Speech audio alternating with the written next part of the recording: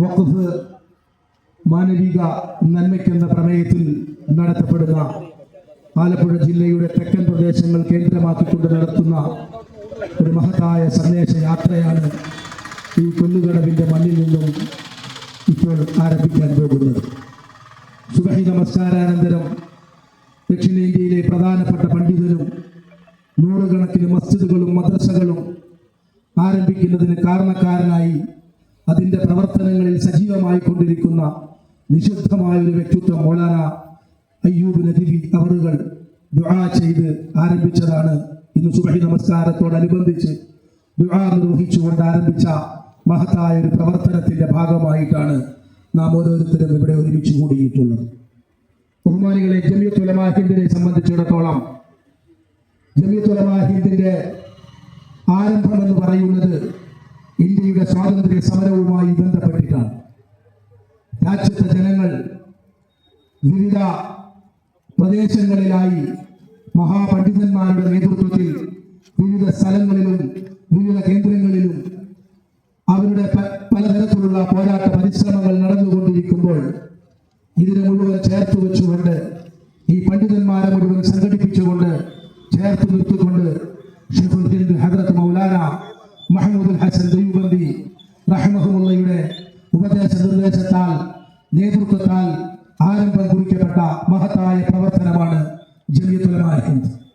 ജമിയത്തുൽ ഉലമാ ഹിന്ദ് എന്നത് ഇന്ത്യ രാജ്യത്തെ പണ്ഡിതന്മാരുടെ നേതൃത്വത്തിലുള്ള സംഘമാണെങ്കിലും ഇന്ത്യയിലെ മുഴുവൻ ജനവിഭാഗങ്ങളെയും ചേർത്ത് നിർത്തി മുന്നോട്ട് എല്ലാ വിഷയങ്ങളിലും മുന്നോട്ട് പോകുക എന്നുള്ളതാണ് അതിൻ്റെ അടിസ്ഥാനപരമായ സന്ദേശം എന്ന് പറയുന്നത്. എല്ലാവിധ പ്രവർത്തനങ്ങളിലും ഈ രാജ്യത്തിന്റെ നന്മയ്ക്ക് വേണ്ടി, ഇതിന്റെ ഭരണഘടനയ്ക്ക് വേണ്ടി, ഇതിന്റെ ഓരോ പ്രവർത്തനങ്ങൾക്കും വേണ്ടിയും ഈ മഹത്തായ ജമീയത്തിന്റെ പ്രവർത്തനം എന്ന് പറയുന്നത് യഥാർത്ഥത്തിൽ എല്ലാ ജനവിഭാഗങ്ങളെയും ചേർത്ത് വെക്കുക എന്നുള്ളതാണ്.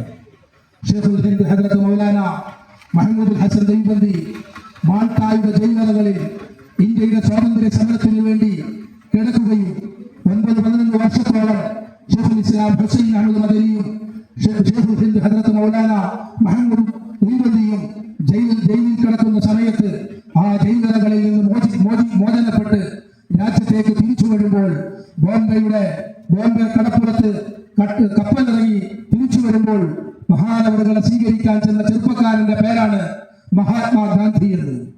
മഹാത്മാഗാന്ധിയുടെ നേതൃത്വത്തിലുള്ള സംഘമാണ് ഇന്ത്യയിൽ നിന്നല്ല ലോകത്ത് തന്നെ ആയിരക്കണക്കിന് ഗ്രന്ഥങ്ങൾ തയ്യാറാക്കിയ, പ്രത്യേകമായി ഖുർആൻ തഫ്സീർ എഴുതിയ, ഇന്ത്യയിലെ ഏറ്റവും വലിയ ഇസ്ലാമിക കലാലയത്തിന്റെ നായകനായ, ആയിരക്കണക്കിന് ഉലമാക്കളുടെ മഹാപണ്ഡിതനായ അതേ മഹാനവറുകളെ സ്വീകരിക്കാൻ ഈ രാജ്യത്തിന്റെ നായകനായിരുന്ന, ഈ രാജ്യത്തെ ജനങ്ങൾ നായകനാക്കി വെച്ച ബഹുമാനപ്പെട്ട മഹാത്മാഗാന്ധി അവരുടെ നേതൃത്വത്തിലുള്ള സംഘമാണ് ബോംബെയുടെ കടപ്പുറത്തേക്ക് എത്തിച്ചേരുന്നത്. അതുകൊണ്ട് ഈ പ്രധാനപ്പെട്ട സന്ദേശം എന്ന നിലയിൽ മുഴുവൻ ജനങ്ങളെയും ചേർത്ത് നിർത്തിക്കൊണ്ടുള്ള പോരാട്ടമാണ് ജമിയത്തുൽ ഉലമാ ഹിന്ദ് ഉദ്ദേശിക്കുന്നതും എല്ലാവിധ അനീതികൾക്കെതിരെയും എല്ലാവിധ പ്രശ്നങ്ങൾക്കെതിരെയുമുള്ള നമ്മളുടെ പരിഹാരം കാണുക എന്ന് പറയുന്നത് എല്ലാ വിഭാഗം ഹിന്ദുവും മുസ്ലിമും ക്രിസ്ത്യാനിയും ഈ രാജ്യത്ത് ജീവിക്കുന്ന മുഴുവൻ ജനങ്ങളും ചേർന്ന് നിന്നുകൊണ്ടുള്ള പരിശ്രമങ്ങൾക്കാണ് എക്കാലവും വിജയം ഉണ്ടാവുക എന്ന് നമ്മുടെ മഹാത്മാക്കൾ നമ്മെ പഠിപ്പിച്ചതാണ്. മഹാത്മാഗാന്ധിക്ക് മഹാത്മാവെന്ന് പേര് തന്നെ നൽകിയത് ഹദ്റത്ത് മൗലാന മഹ്മൂദുൽ ഹസൻ ദൈവബന്ദി അവറുകളാണ്. നമ്മൾ ഓർക്കണം, പൂണൂല് ധരിച്ചുകൊണ്ട് രാമരാമ ചൊല്ലിക്കൊണ്ട് 24 മണിക്കൂർ കഴിഞ്ഞുകൂടിയിരുന്ന ഒരു മഹാവ്യക്തിത്വത്തെയാണ് നമ്മുടെ മഹാന്മാർ തന്നെ മുന്നിലേക്ക് കൊണ്ടുവരുന്നത്. ഒരു മതവിശ്വാസത്തോടും പ്രത്യേക കൂറില്ലാതിരുന്ന ജവഹർലാൽ നെഹ്റുവിനെ മുന്നിലേക്ക് കൊണ്ടുവരുന്നത്. വിശുദ്ധ ഖുർആനിന് വ്യാഖ്യാനം എഴുതിയ, വിശുദ്ധ ഖുർആൻ ഉയർത്തിപ്പിടിച്ച മൗലാന അബുൽ കലാം ആസാദ്, ഈ 3 പേരടങ്ങുന്ന മഹത്തായ ഒരു സംഘമാണ് ഈ രാജ്യത്തിന്റെ പ്രതീകമായി, ഭരണഘടനയുടെ പ്രതീകമായി ഈ രാജ്യത്തിന്റെ മുന്നിൽ ഏറ്റവും വലിയ സന്ദേശം എന്ന് പറയുന്നത്. അതുകൊണ്ട് ജമിയത്തുൽ ഉലമാ ഹിന്ദ് ഒരു പ്രത്യേക വിഭാഗത്തിന് വേണ്ടി മാത്രമുള്ളതല്ല, എന്നാൽ പ്രത്യേകമായ ആദർശവും സംസ്കാരവും അവർക്കുണ്ട്. തീർച്ചയായിട്ടും അതിന്റെ അടിസ്ഥാനത്തിലാണ് ഇത് മുന്നോട്ട് ഗമിച്ചുകൊണ്ടിരിക്കുന്നത്. ഇന്ന് നാം അഭിമുഖീകരിക്കുന്ന ഏറ്റവും വലിയ പ്രശ്നം ഭരണഘടനയെ ചോദ്യം ചെയ്യുന്ന പ്രശ്നം തന്നെയാണ്. ആ പ്രശ്നത്തിനെതിരെയും ജമിയത്തുൽ ഉലമാ ഹിന്ദ് ഷെയ്ഖുൽ ഇസ്ലാം ഹുസൈൻ അഹ്മദ് മദനിയുടെ പ്രിയങ്കരനായ പുത്രൻ, ഇന്ത്യയിലെ 1000-കണക്കിന് 16,000-കണക്കിന് ഉലമാക്കളുടെ നായകൻ അല്ലാമ സയ്യിദ് അർഷദ് മദനി അവരുകൾ പോരാട്ട ഭൂമിയിലാണ്. ഭരണഘടനാ സംരക്ഷണത്തിനു വേണ്ടിയുള്ള എല്ലാ വിഭാഗം ജനങ്ങളെയും ചേർത്ത് വെച്ചുകൊണ്ട് സംസ്ഥാനങ്ങളിലൂടെ ഗ്രാമാന്തരങ്ങളിലൂടെ പട്ടണങ്ങളിലൂടെ ജനങ്ങളോട് സംവദിച്ചുകൊണ്ടിരിക്കുകയാണ്. മഹാനവറുകളുടെ കരങ്ങൾക്ക് ശക്തി പകരുക എന്നുള്ളതാണ് ഇന്ന് കൂടിയിരിക്കുന്ന മുഴുവൻ ജനങ്ങളുടെയും എല്ലാവിധ ജനാധിപത്യ വിശ്വാസികളുടെയും ഏറ്റവും ഉത്തമമായ ദൗത്യമെന്ന് നാം ഓരോരുത്തരും മനസ്സിലാക്കണം. ഇന്ന് നാം തുടങ്ങി വെച്ചിരിക്കുന്ന ഈ വഖഫ് മാനവികത നന്മയ്ക്ക് എന്ന് പറയുന്നത് അടിസ്ഥാനപരമായ ഒരു വിഷയമാണ്. ആയിരക്കണക്കിന് ആളുകൾ, ലക്ഷക്കണക്കിന് ആളുകൾ അവരുടെ സമ്പത്ത് പടച്ചവന്റെ മാർഗത്തിലേക്ക് സമർപ്പിച്ച സാധനം മറ്റു ചില ആളുകൾ ചേർന്ന് അതിനെ പിടിച്ചെടുക്കാൻ വേണ്ടി ശ്രമം നടത്തിക്കൊണ്ടിരിക്കുന്നു. അതിനെ മോഷ്ടിക്കാൻ വേണ്ടി വളരെ പരിശ്രമം നടത്തിക്കൊണ്ടിരിക്കുന്നു.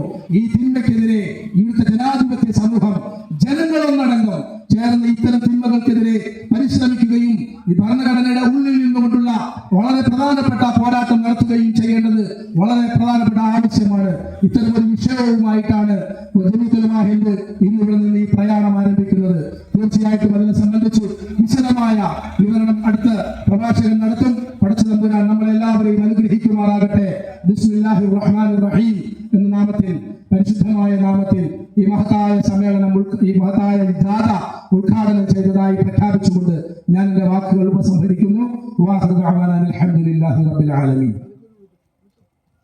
വഖഫ് സംരക്ഷണ യാത്രയ്ക്ക് ആശംസകൾ അറിയിച്ചുകൊണ്ട്